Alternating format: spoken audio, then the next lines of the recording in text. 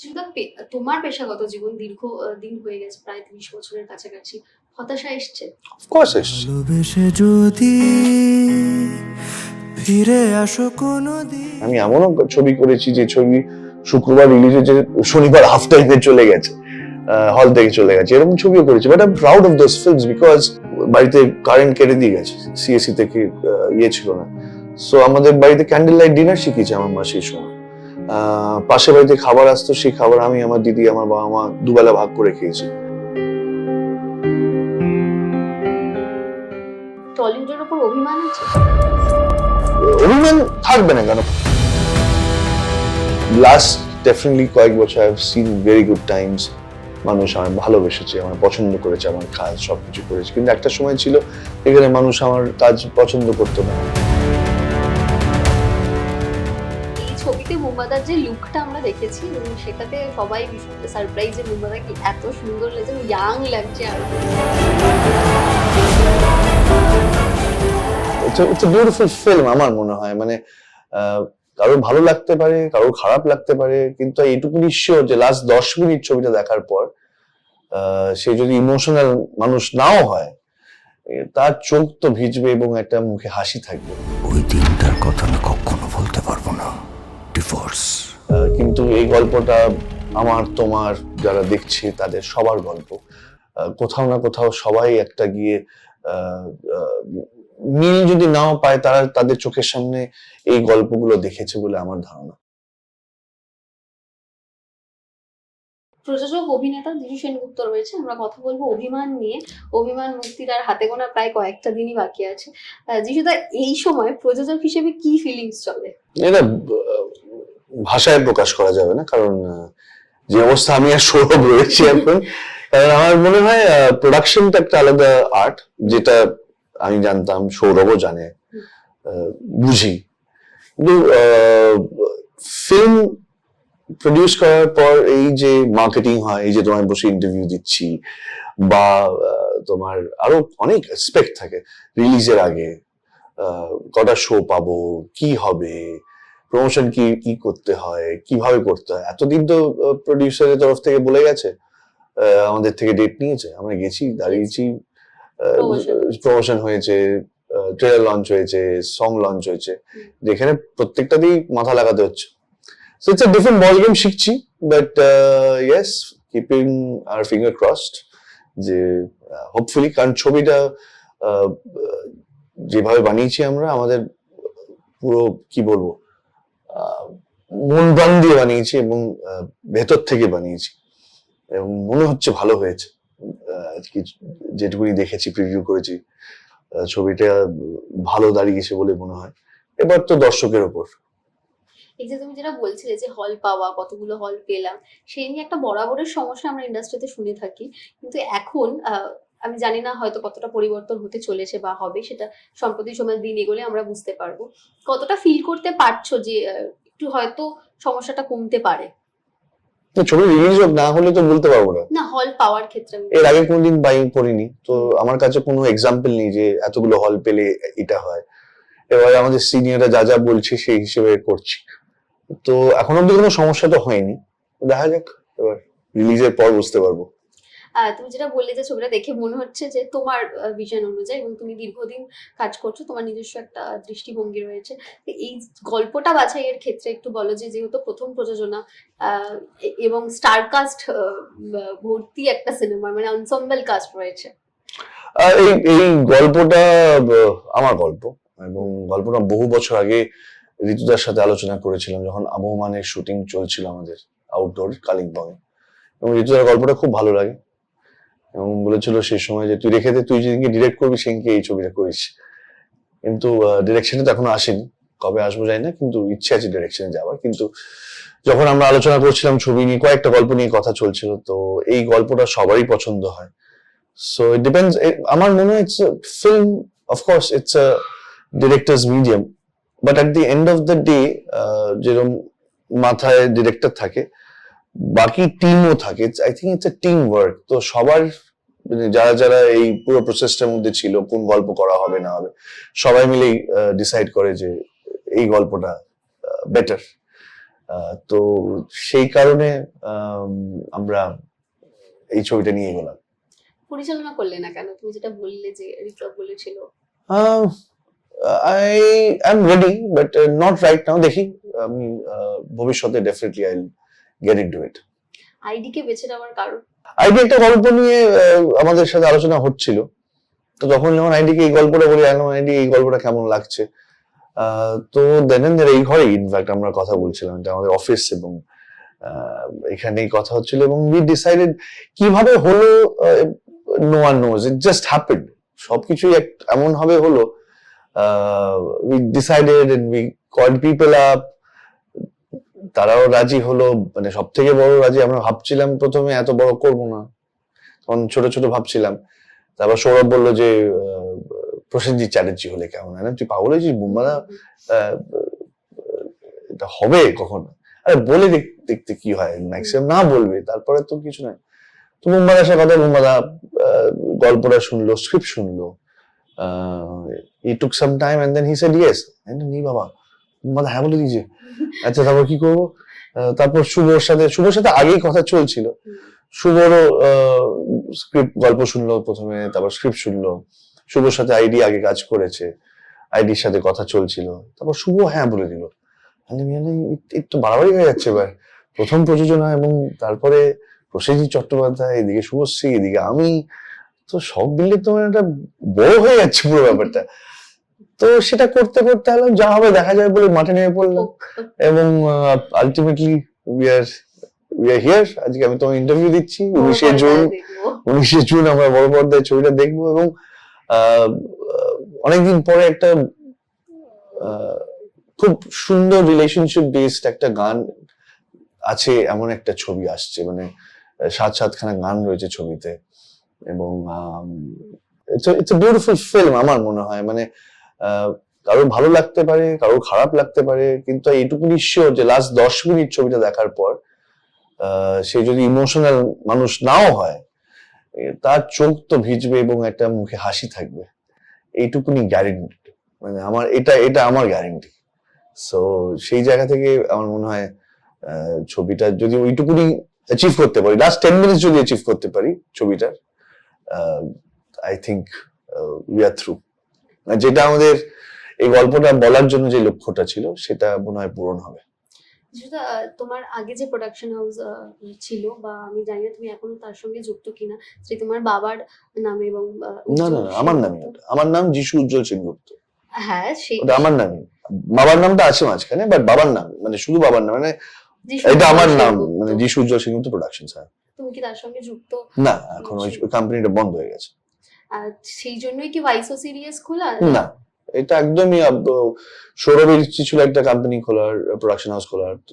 তারপর আমারও মনে হলো হ্যাঁ আমি একটু খুলি, তো দুজন মিলে একদিন প্ল্যান করলাম, হয়ে গেল ভাইসো সিরিয়াস।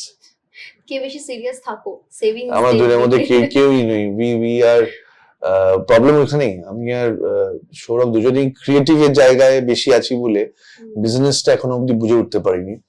তো but yes, at the end of the day this is also a business, যেটা আমাদের বুঝতে হবে, আমাদের দুজনকেই সেই জায়গায় একটু বেশি মনোযোগ দিতে হবে বিজনেসের পার্টটায়। বাট আদারওয়াইজ ক্রিয়েটিভ জায়গা থেকে উই আর, এই ছবিতে যা যা দরকার ছিল, যা যা যেভাবে হওয়ার ছিল ছবিটা, আমার তো মনে হয় আমরা সবগুলোই টিকমার্ক করেছি। আচ্ছা, সেভিংস এর দিকটা কে বেশি খেয়াল রাখে যখন বেশি? কেউই না, মানে শুটিং এর সময় কেউই রাখিনি আমরা, মানে এটা লাগবে, আচ্ছা তাহলে লাগবে করবো, ওটা লাগবে করবো, সেই হিসেবেই হয়েছে ছবিটা। ইয়েস অফকোর্স একটা বাজেট ছিল, there was a budget and everything, we have tried to keep it in budget, but ultimately যেটা হয় সব মিলিয়ে, but we are happy at the end of the day। সব থেকে সেটাই যে একটা ছবি বানিয়ে যে টেনশনে রয়েছে অন্য কারণে, বিজনেস পার্টটায় we are, but as a creator I think আমরা সবাই, মানে আইডি বা আমি বা সৌরভ বা বুম্বাদা বা শুভ, আমরা সবাই উই আর হ্যাপি উইদিন যে ছবিটা করে আমাদের খুব ভালো লেগেছে সবারই, মানে যার সাথে কথা বলেছি, আমি ডিওপির কথা বলবো, আমাদের পুরো team, in fact the spot boy, everyone, we are very happy making this film. আমার মনে হয় সেটা খুব ইম্পর্টেন্ট, যদি যে কাজটা করছি সেটা খুব আনন্দের সাথে যদি করি, ভালো লাগা থেকে করি, ভালোবাসা থেকে করি, I think that is very important. তাহলে সেই ভালোবাসাটা মানুষের কাছেও পৌঁছাবে বলে আমার মনে হয়। সো সেটা করার চেষ্টা এখনো চালিয়ে যাচ্ছি। এই ছবিতে বুম্বাদার যে লুকটা আমরা দেখেছি এবং সেটাতে সবাই ভীষণ সারপ্রাইজ যে বুম্বাদা কি এত সুন্দর লাগছে, ইয়াং লাগছে আরো। যে তুমি ভীষণ ভালো ড্রাম বাজাও আমরা জানি, এবং সৌরভদাও একটা গানের সঙ্গে যুক্ত। তো এইটার একটা মিউজিক্যাল স্টোরি আমার যতদূর মনে হচ্ছে টিজার দেখে। তো সেক্ষেত্রে একটু বলা যে যখন ওই সিনগুলো, বুম্বাদা একজন রকস্টার। আহ এইটা নিয়ে আমি না বেশি বলতে চাই না, এটা লোকে মানুষ হলে গিয়েই দেখুক। আহ, তারা মানে অনুভূতিটা ওখানে হলের ভেতরে হওয়াটা better than me telling them what we have gone through. তো উই হ্যাভ গন থ্রু, সে তো তোমায় বললাম পুরো প্রসেসটা নিয়ে। কিন্তু ছবিটা আমার মনে হয় হলে গিয়ে দেখার একটা ছবি। It's a larger then life ছবি, আমি ভিজুয়ালি বলছি। কিন্তু এই গল্পটা আমার তোমার যারা দেখছে তাদের সবার গল্প। কোথাও না কোথাও সবাই একটা গিয়ে আহ, আহ, মিল যদি নাও পায়, তারা তাদের চোখের সামনে এই গল্পগুলো দেখেছে বলে আমার ধারণা। এই এই রিলেশনশিপস গুলো, এই মান অভিমানের আহ, জায়গা থেকে, আমার আমার মনে হয় ভালো লাগার জায়গা থেকে, ভালোবাসার জায়গা থেকে, তারা সবাই কেউ না কেউ নিজে এটা অনুভূতি তাদের হয়েছে বা তারা দেখেছে চোখের সামনে। সো সেটা একটা প্লাস পয়েন্ট এই ছবিটা। আমরা টিজার দেখে যতটা বুঝতে পেরেছি যে পেশাগত জীবন এবং পেশাগত জীবনে কোথাও একটা হতাশা রয়েছে, যেটা থেকে একটা তার আউটবাস্ট, একটা ছোট্ট ক্লিপিংস আমরা দেখছি টিজার জুড়ে। যেটা তোমার পেশাগত জীবন দীর্ঘ দিন হয়ে গেছে, প্রায় 30 বছরের কাছাকাছি, হতাশা এসছে? অফকোর্স এসছে। এটা শুধু আমার প্রফেশনে বলবো না, এটা in every profession, mean there are ups and downs. সেই জন্য লাইফ আমরা বলি না, লাইফ সার্কেল বলি। তো সার্কেল বলি কেন? Because it's goes around, it comes around. We will go up, we will come down, and how you keep yourself mentally is very important. আমি আমি আমার জীবনে মানে লাস্ট ডেফিনেটলি কয়েক বছর I have seen very good Times. মানুষ আমায় ভালোবেসেছে, আমায় পছন্দ করেছে, আমার কাজ সবকিছু করেছে। কিন্তু একটা সময় ছিল এখানে মানুষ আমার কাজ পছন্দ করতো না, আমাকে কাজে নেওয়া হতো না বলাটা ঠিক হবে না। সেই সেই অর্থে আমি সেরকম কাজ করতে পারিনি যখন আমার মানে যখন আমি মানে কাজ শুরু করেছি তার বছর 5-6 পর থেকে, about almost 10 years, a decade, আমি যে কাজটা করতে চেয়েছিলাম সেটা করতে পারিনি। But so yes, I have, আমি যেভাবে ডিল করি, I don't think about it. What I do is I keep on working. সেটা কাজ করে যাওয়াটা আমার কাছে খুব ইম্পর্টেন্ট। আমি এমনও ছবি করেছি যে ছবি শুক্রবার রিলিজ হয়েছে, শনিবার হাফ টাইমে চলে গেছে, হল থেকে চলে গেছে, এরকম ছবিও করেছি। But I am proud of those films, because Y I am proud is because আজকে আমি যেখানেই পৌঁছেছি, আমি যা করেছি জীবনে, is because of those films. আজকে সেই সময় যদি আমি অনেক কাজ করেছি রোজগার করার জন্য, টাকা রোজগার করার জন্য। সো যে সময় ইলেকট্রিসিটি বিল দিতে পারিনি, এক সময় মানে আমি খুবই ছোটবেলার কথা বলছি, আমি আমার বাবা মাকে দেখেছি আমাদের মানে বাড়িতে কারেন্ট কেটে দিয়ে গেছে, সিএসসি থেকে ইয়ে ছিল না। সো আমাদের বাড়িতে ক্যান্ডেল লাইট ডিনার শিখিয়েছে আমার মা সেই সময়। পাশের বাড়িতে খাবার আসতো, সেই খাবার আমি, আমার দিদি, আমার বাবা মা দুবেলা ভাগ করে খেয়েছি। So I've seen those days.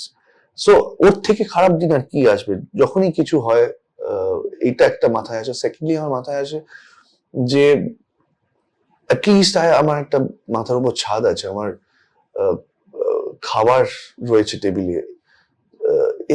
মানে এটা তো একটা প্রিভিলেজ আমি বলবো আজকের দিনে দাঁড়িয়ে। কারণ দেয়ার আর পিপল যারা এখন মানে তারা সারাদিন খেটে হয়তো তারা 50 টাকা রোজগার করছে, একবেলা খেতে পাচ্ছে, তার থেকে তো আমি এমনিই বেটার আছি।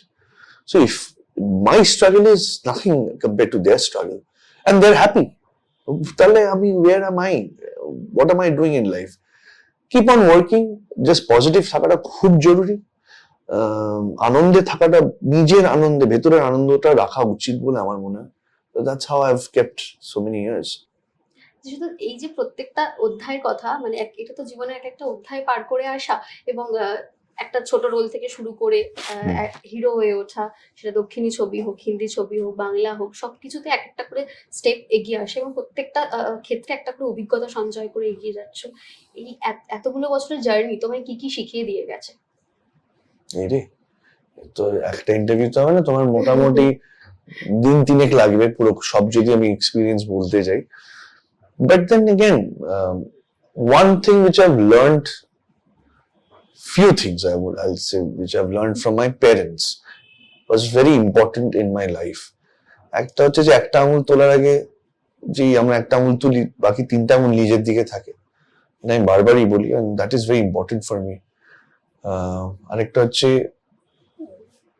ঝগড়া ঝাঁটি, ঝামেলা, এগুলো তো হবেই। এবং একটা পয়েন্টে মনে হয় মানে উচিত আমাদের যে উল্টো দিকে দাঁড়িয়েও দেখা উচিত যে সে কোন জায়গা থেকে বলছে। আমরা মাথা গরমের সময় অনেক কিছু উল্টো পাল্টা বলে ফেলি। আমার মনে হয় সেই সময়টা একটু you take a step back and you understand what is happening, সেটা খুব জরুরি আমার মনে হয়। তো শুধু ক্যারিয়ারের ক্ষেত্রে বলবো না, জীবনের ক্ষেত্রে এগুলো জানাটা খুব ইম্পর্টেন্ট, এবং to give respect to each and every person you come around. সেই ডিসক্রিমিনেশনটা না করা, সে যেই হতে পারে, সে বাড়ির কাজের মাসি হতে পারে, আমার আমার বাবা হতে পারেন, আমার জ্যাঠা হতে পারেন, আমার যে আমার সাথে শুটিং এর সময় থাকে, আমার স্পট বয় বলি আমরা, সে হতে পারে। It can be anyone. যে রিক্সা করে আমার মা, আমি দেখেছি আমার যে রিক্সা করে মা বাজারে যেতেন, সেই রিক্সাওয়ালা ছেলের বিয়ে আমার মা দিয়েছে। সো সেই নিয়ে আমার বাবার সাথে মায়ের ঝগড়া হয়েছে যে তুমি ওই টাকাটা ওখানে খরচা। এদিকে বাবা আবার যেখানে থিয়েটার করতেন, সে তাদের যারা অলমোস্ট দিন আনা দিন খাওয়ার মতন, তাদের জন্য বাবা করছে, মার সাথে বাবার ঝগড়া হচ্ছে, তুমি যেটা করছো তাহলে আমি এটা করবো না কেন। সো তখন বুঝতাম না ঝগড়া করবো, এখন কিন্তু এখন I feel so good about that ঝগড়াটা দুজনেই করছি কিন্তু এটা ভালো জিনিসের জন্য। So yeah, so there are so many things you learn in life. হয়তো সেই সময়টা you don't understand, সেই সময়টা you feel যে why this is happening, but প্রত্যেকটা জীবনের ক্ষেত্রে everything daily you knowingly or unknowingly, তুমি জেনে বা না জেনে তুমি শিখতে থাকো। তুমি ওটা কতটা নিচ্ছ, কতটা অ্যাপ্লাই করছো নিজের জীবনে, দ্যাট ইজ ভেরি ইম্পর্টেন্ট। সেটা প্রত্যেকটা everyone is individual, তো সেটা তাদের উপর ডিপেন্ড করছে আমি ওইটা থেকে কি শিখলাম আর সেটা আমি অ্যাপ্লাই করছি কি, আমি ওটাকে অ্যাপ্লাই করতে পারলাম কিনা। সো সেটা চেষ্টা করে যাই। এন্ড ইটস, আমার মনে হয় life is a way of it is the only constant thing in life is change, যেটা ছোটবেলা থেকে জেনে এসেছি, পড়ে এসেছি। তো ওই চেঞ্জটাকে অ্যাকসেপ্ট করাটা খুব জরুরি, এবং প্রত্যেক দিন is a new day, so it's a new beginning, and if there's no end then there won't be any beginning. So সেগুলো জানার জীবনে খুব জরুরি। আমরা যে চরিত্রটাতে বুম্বাদাকে দেখছি, রকস্টার এবং জনপ্রিয়তার শীর্ষে রয়েছেন যিনি, তার জীবনের বিচ্ছেদ বা ডিভোর্স আমি যেটাই বলে থাকি না কেন, একটা জায়গায় তাকে আঘাত করছে। তার একটা জনপ্রিয়তা কোথাও গিয়ে সেখানে একটা হতাশা আসছে। শিল্পীর জীবনের বিচ্ছেদ আর সাধারণ মানুষের জীবনের বিচ্ছেদের মধ্যে একটা সূক্ষ্ম ফাইন লাইন থাকে, যেটা কতটা আলাদা করতে পারে বলে তুমি মনে করো? মানে শিল্পীদের বিচ্ছেদের অনেক আনসারেবল হতে হয় বলে মনে হয়। বিচ্ছেদ তো বিচ্ছেদ, শিল্পী আর সাধারণ কি, সাধারণ মানুষের মধ্যে তো অনেক শিল্পী আছেন যারা হয়তো সাধারণ ভাবে বাঁচেন, অনেকে আছে যারা অতটা বড় শিল্পীও নয়, কিন্তু তারা তাদের lifestyle is a different lifestyle. It doesn't matter, it's human, we are all human. একটা বিচ্ছেদ ইজ বিচ্ছেদ, এবং সেটার ভালো লাগা খারাপ লাগা যা যা অনুভূতি হয় একই হয়, মানে এটা শিল্পী বা এর বলে আলাদা বলে আমার মনে হয় না, এটা আমার ব্যক্তিগত জায়গা। So if you feel yes, যেটা একটা জিনিস হয় আমাদের শিল্পীদের, যে কোনো শিল্পী, যে সঙ্গীত শিল্পী হোক, ফিল্ম আর্টিস্ট হোক, টেলিভিশন হোক, any kind of art form, বা আমি সেলিব্রিটিদের কথা বলবো, এনি কাইন্ড অফ সেলিব্রিটি, তাদের লাইফটা is in the public domain. তো সেটা নিয়ে কথা অবভিয়াসলি বেশি হয়, সেটা নিয়ে আলোচনা বেশি হয়, তাদের অন্যদের জানতে খুব ভালো লাগে, ট্রোল করতে ভালো লাগে। তার নিজের জীবনে যে মানুষটা ট্রোল করছে তার নিজের জীবনে হয়তো প্রচুর ঝামেলা আছে, কিন্তু সেটা কেউ দেখছে না বলে সে ট্রোল হচ্ছে না, বা তাকে প্রশ্নের উত্তর দিতে হচ্ছে না।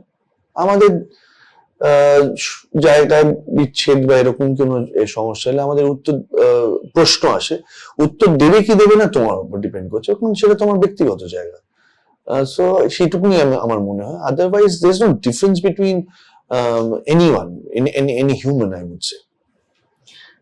টলিউডের ওপর অভিমান আছে? একদমই নেই, কেন থাকবে? কি এটা আমার বাড়ি, আমার আমার আমার ফ্যামিলি ভাই, অভিমান থাকবে না কেন? ভালো লাগা, ভালো, যেটা আমি বারবার বলে আসছি যে ভালো অভিমান তখনই হয় যখন সেই মানুষের সাথে তোমার ভালো লাগা বা ভালোবাসার জায়গা থাকে। তো অবভিয়াসলি আমার এখানে ভালো লাগা ভালোবাসার মানুষটাই রয়েছে আমার এই ইন্ডাস্ট্রিতে, কিন্তু অভিমান আসছে আমার কোনদিন হয়নি, আমার ইউজুয়ালি হয় না খুব একটা অভিমান। সেটা রাগ না অভিমান, মানে কোনটা বেশি গুরুত্ব পায় বা কোনটা আমার অভিমান বেশি হয় রাগের থেকে। কারণ যে মানুষটা কাছের মানুষ হলে অভিমান হবে, যে মানুষটাকে চিনি না তার উপর রাগ হবে। তো আমি যাকে চিনি না তার উপর আর রাগি না, কারণ it is a West of my time. রেগে যাওয়ার যে সময়টুকু সেটা অন্য জায়গায় কাজে দিলে বেটার হবে বলে মনে হয়।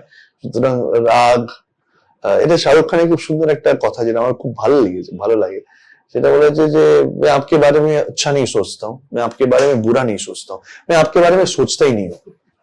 সো ওটা আমি by default I use to understand, but আমি এটা শাহরুখ খান যখন একটা ইন্টারভিউতে শুনছিলাম, এটা তো আমি এমনিতেই অ্যাপ্লাই করি, it's a lovely word. So that's what I do. আমার মান অভিমান সে অর্থে খুব যে হয় তা নয়, রাগ ও যে হয় খুব যে হয় তা নয়, রাগ থাকলেও হলেও সেটা মিনিট 5 মধ্যে থেমে যায়। সো এইটুকুনি। বাট আমার ভালো লাগার মানুষগুলোর সাথেই তো মান অভিমান হবে এবং সেটা মিটিয়েও যাবে। টলিউডে যে মেইন স্ট্রিম ছবি, আমি বলছি মেইন স্ট্রিম ছবির ক্ষেত্রে, মানে মাস ফিল্ম যেগুলো, হ্যাঁ, সেক্ষেত্রে কি ইচ্ছে করে কিছুটা তোমার ঝোঁক দাওনি, নাকি সেই ধরনের সুযোগ? কি বলছো? 2010-11 অব্দি তো ওইগুলোই স্বপন শাহ, হরনাথ চক্রবর্তী। পরবর্তী সময়টা বলছি যে একেবারে মেইন স্ট্রিম তখন তখন আই উড সে আমি একটু মিনিংফুল ঋতুদার সাথে কাজ করার পর I understand what acting is all about, অভিনেতা হিসেবে নিজেকে চিনতে পেরেছি তারপরে ঋতুদার সাথে কাজ করার পর। তারপরে আমি কমার্শিয়াল ছবি করিনি, তারা খাদান করেছি যদি আমি লাস্ট কথা বলি। তার আগে কেলোর কীর্তি বলে একটা ছবি করেছিলাম, সেটা মানে আমি বলছি হয়তো 12 বছরে 3টে বা 4টে করেছি। আমি সেটাই বলছিলাম। রিসেন্টলি আমি হিন্দিতে ভূত বাংলা করেছি। সো আই হ্যাভ, আমার কাছে না কমার্শিয়াল ফিল্ম বা art film, this I don't understand. I understand good cinema and bad cinema, এবং যে ছবি বিজনেস হয় সেটাই কমার্শিয়াল ছবি হয়ে যায়। সুতরাং সেই ক্ষেত্রে I have not consciously took a decision যে আমি আর করবো না, হয়নি আর, মানে আমি অন্য ছবি করতে ব্যস্ত বেশি ছিলাম, সেই কারণেই হয়তো হয়ে ওঠেনি অন্য ছবি করা। But I am open to doing it, it's not that. In fact আমি যদি সে অর্থে তুমি যে মাস ছবি বলছো সেটা হয়তো অভিমান নয়, কিন্তু অভিমান কিন্তু is a very very easy story. মানে এখানে তোমায় গিয়ে অভিমান গিয়ে তোমাকে অনেক কিছু ভাবনা চিন্তা করে বুঝে ছবিটা বুঝতে হবে, মাথা খাটাতে হবে না তোমার। তুমি গিয়ে যাবে, ছবিটা দেখবে, এবং এটা একটা নর্মাল আমার তোমার গল্প। সুতরাং সেই ক্ষেত্রে দেখতে গেলে it's not a very arty film, it's a very normal রিলেশনশিপের গল্প এটা। সুতরাং আমি বলবো যে এটাও তো টেকনিক্যালি তুমি যে ভাষায় বলছো যে commercial film, I would say this is a commercial film. 6-7 গান রয়েছে একটা ছবিতে, সো ওয়াই নট। পরিচালনার ক্ষেত্রে তুমি যেটা বললে যে তুমি রেডি, কিন্তু একটু বেশি সময়, মানে আরেকটু সময় চাইছো। আমরা সম্প্রতি দেখলাম যে দেবদা পরিচালনা করছে এবং তুমি কাজ করেছো দেবদার সঙ্গে খাদানে, এবং শুভশ্রীদি দেশু 7 আসছে। সেক্ষেত্রে পরিচালক হিসেবে তুমি দেবদাকে নিয়ে কতটা আশাবাদী বা কি বলবে? সেটা তো দেব ছবিটা করার পর, দেবের তো অসম্ভব ভালো ফ্রেমিং সেন্স আছে, কারণ খাদান করতে গিয়ে অনেক সময় আমরা আলোচনা করেছি, আমরা দেখেছি দেবের অসম্ভব ভালো ফ্রেমিং সেন্স আছে, সিন বোঝার একটা ক্ষমতা আছে, ডায়লগ বোঝার একটা ক্ষমতা আছে। So which are very much needed to become a good director. So I am sure Dev যখন এই ডিসিশনটা নিয়েছে, they will produce good directorial debut বলে আমার ধারণা। শেষ করবো, শেষে অভিমান আসছে এবং 19 তারিখ, আমি যেটা শুরুতেই বললাম তোমায়, জাস্ট কয়েকটা দিন, তো কি বলবে তোমার দর্শকদের? কিছুই বলবো না, যাবেন সিনেমা হলে যাবেন, এটা একটু বড় পর্দার ছবি, বড় জায়গায় দেখলে ভালো লাগবে। খুব মন থেকে বানিয়েছি ছবিটা আমরা সবাই মিলে, এবং ফাঁকি দিদি ছবিটা বানাতে গিয়ে। তো 19শে জুন রিলিজ করছে, ছবিটা হলে গিয়ে দেখুন, এবং আমার মনে হয় আপনাদের ভালো লাগবে। আর ভালো লাগলে বা খারাপ লাগলো জানাবেন আমাদের, তাহলে পরের ছবিটা করতে গিয়ে অন্তত পরের ছবি যদি এই ছবিটা করার পর যদি টাকা ফেরত পাই এবং আরেকটা ছবি করার পরিকল্পনা করি, তখন ওই ভুলগুলো ঠিক করে নেবো।